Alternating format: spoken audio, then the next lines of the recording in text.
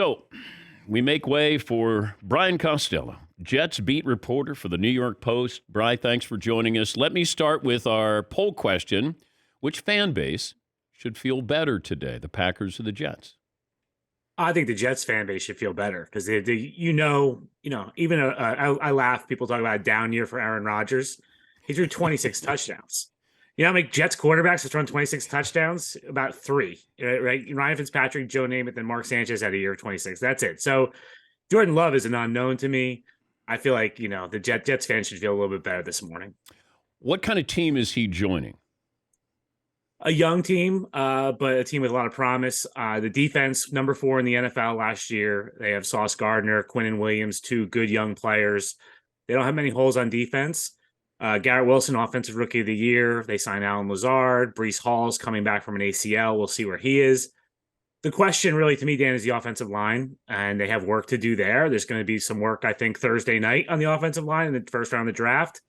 But they were 7-10 last year with really poor play at quarterback. So their feeling is if they can get that quarterback position fixed, they're a playoff team. What do you think they're going to do with that first round draft pick? It's interesting because the pick swap, they moved back 2 picks, but now, the Patriots are ahead of them. They might take offensive line. The Bears, Eagles, they could take offensive line. So I do think the Jets want to take a tackle. They may be staring at the 4th best tackle now and see if they do that. Do they want to trade back and recoup some picks? Right now they have 5 draft picks. Does Joe Douglas want to move back a little bit, pivot to something else? But I really think that tackle, is a glaring need on this team. And you have to, as good as Aaron Rodgers is, you have to protect him.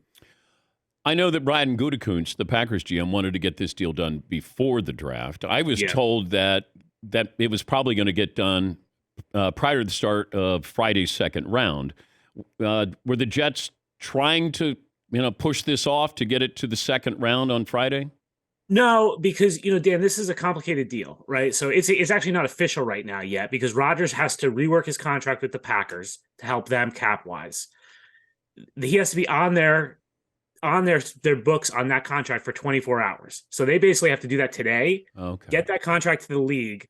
The league has to then approve it. Then the trade can become official 4:00 Wednesday.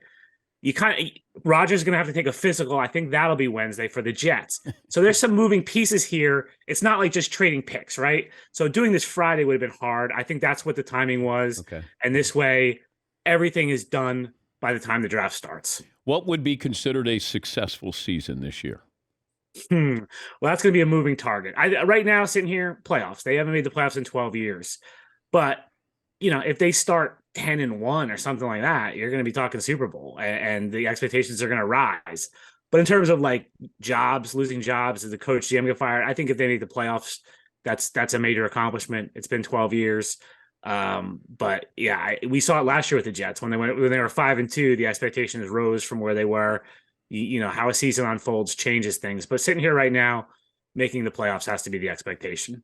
Gosh, I would feel like as good as this team is with that defense, AFC title game feels like that would be the expectation I would have as a Jets fan. Is that fair? I think it's fair. Yeah, I don't think they're in. I still think they're a little below Buffalo, Kansas City, Cincinnati. Right? They've done it. We need to see the Jets do it. Okay. And so, but I think if you're hoping for AFC title game, I think that's fair. But we have to see how it comes together. Like you said, offensive line, how the injuries go, how's the schedule unfold, all those, there's a lot of variables in terms of how far you get in the playoffs.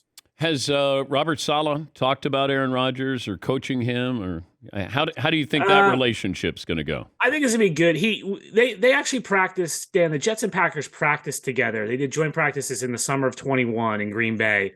Robert Saleh and Matt LaFleur are best friends. They were in each other's weddings. They coached together 20 years ago at Central Michigan. So he knows Aaron Rodgers a little bit. Rodgers has said when Saleh got the Jets job, he actually spoke to him and congratulated him. And so there's a little bit of a relationship there. Saleh has spoken glowingly about Rodgers when they practiced together, when they played before last year. They played at Lambeau. I think it'll go well. The balance, Dan, with these things is always how much control do you give that great veteran quarterback versus not making it a situation where he's completely elevated above the team. The Buccaneers, I think with Brady, had to feel their way that first season in doing that. And Nathaniel Hackett, who's now the Jets offensive coordinator, went through this last year in Denver with Russell Wilson. And by all accounts, it seems like he gave him too much power there. How much easier is your job now that Aaron Rodgers is in town? The job is good. My life might not be easier. My wife's not going to be happy. But yeah, and look, Dan, covering the Jets, 1 p.m. Sundays have been great for a long time. The guy who writes on deadline, I'm going now. I'm like, oh my gosh, there's going to be Sunday night games. I might be in Dallas on Thanksgiving. It's like all of a sudden that part of it's good. But business will be very good with our Aaron Rodgers. Who do you think the Jets open up with? I'm assuming that Sunday night NBC game. Yeah, I would think Buffalo, is probably a good candidate. Okay. That would be a very attractive matchup. Just these two powers in the AFC East. The AFC West is on the schedule this year, so there's Kansas City. That could be Kansas City open on that Thursday night. I haven't studied their schedule of who they'll play, but yeah, I have a feeling that the Jets are going to be in prime time in Week 1, and they'll be in prime time a lot this season. Brian, thank you. Good luck. Thanks, Dan. Thanks for having me. Brian Costello, Jets beat reporter for the New York Post, which he's done for quite some time.